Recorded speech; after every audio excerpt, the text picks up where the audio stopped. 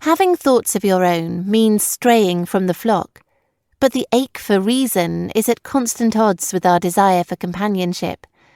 Jennifer Stitt, writing in Aeon magazine, recalls Hannah Arendt's reflections on the banality of evil, and how, in our hyper-connected world, we must still seek some refuge from the cacophony of the crowd.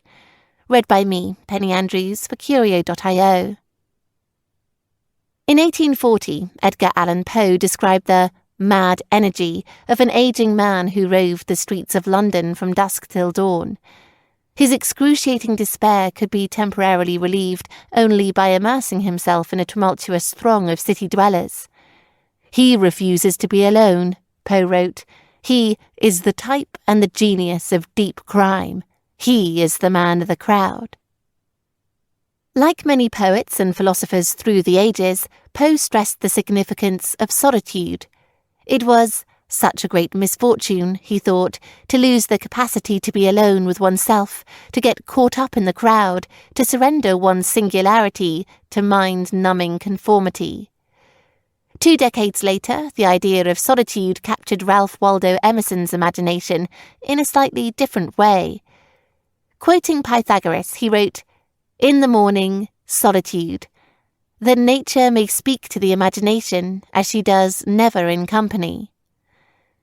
Emerson encouraged the wisest teachers to press upon their pupils the importance of periods and habits of solitude, habits that made serious and abstracted thought possible. In the 20th century, the idea of solitude formed the centre of Hannah Arendt's thought. A German Jewish émigré who fled Nazism and found refuge in the United States, Arendt spent much of her life studying the relationship between the individual and the polis. For her, freedom was tethered to both the private sphere, the vita contemplativa, and the public political sphere, the vita activa. She understood that freedom entailed more than the human capacity to act spontaneously and creatively in public. It also entailed the capacity to think and to judge in private, where solitude empowers the individual to contemplate her actions and develop her conscience, to escape the cacophony of the crowd, to finally hear herself think. In 1961, The New Yorker commissioned Arendt to cover the trial of Adolf Eichmann, a Nazi SS officer who helped to orchestrate the Holocaust. How could anyone, she wanted to know, perpetrate such evil? Surely only a wicked sociopath could participate in the Shoah. But Arendt was surprised by Eichmann's lack of imagination, his consummate conventionality. She argued that while Eichmann's actions were evil, Eichmann himself, the person, was quite ordinary, commonplace, and neither demonic nor monstrous. There was no sign in him of firm ideological convictions. She attributed his immorality, his capacity, even his eagerness to commit crimes, to his thoughtlessness. It was his inability to stop and think that permitted Eichmann to participate in mass murder.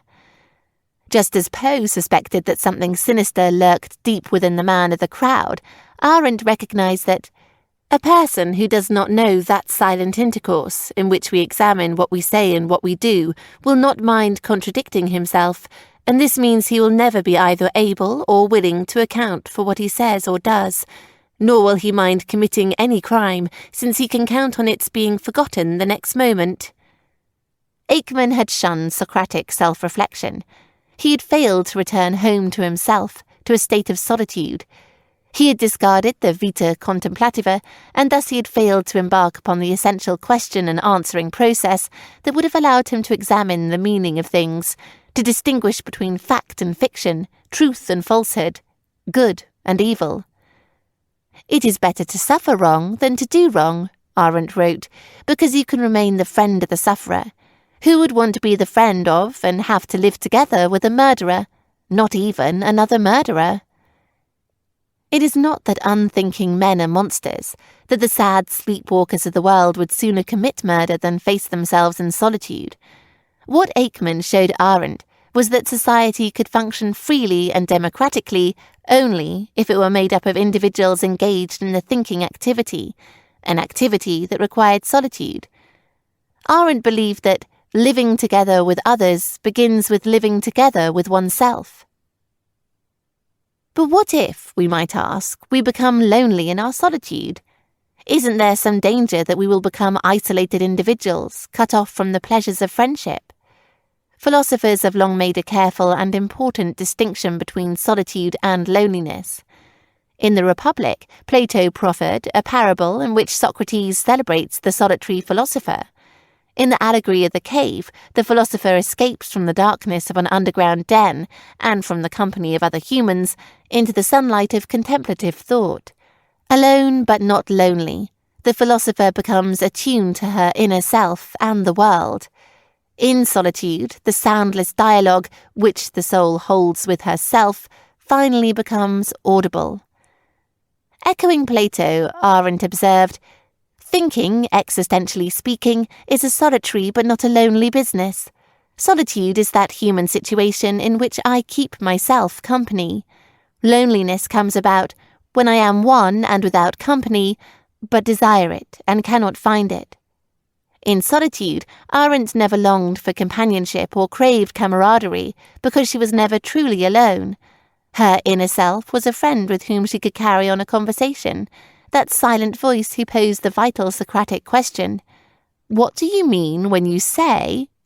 The self, Arendt declared, is the only one from whom you can never get away except by ceasing to think. Arendt's warning is well worth remembering in our own time.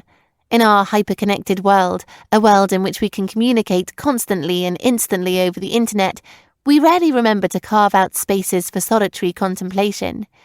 We check our email hundreds of times per day. We shoot off thousands of text messages per month. We obsessively thumb through Twitter, Facebook and Instagram, aching to connect at all hours with close and casual acquaintances alike.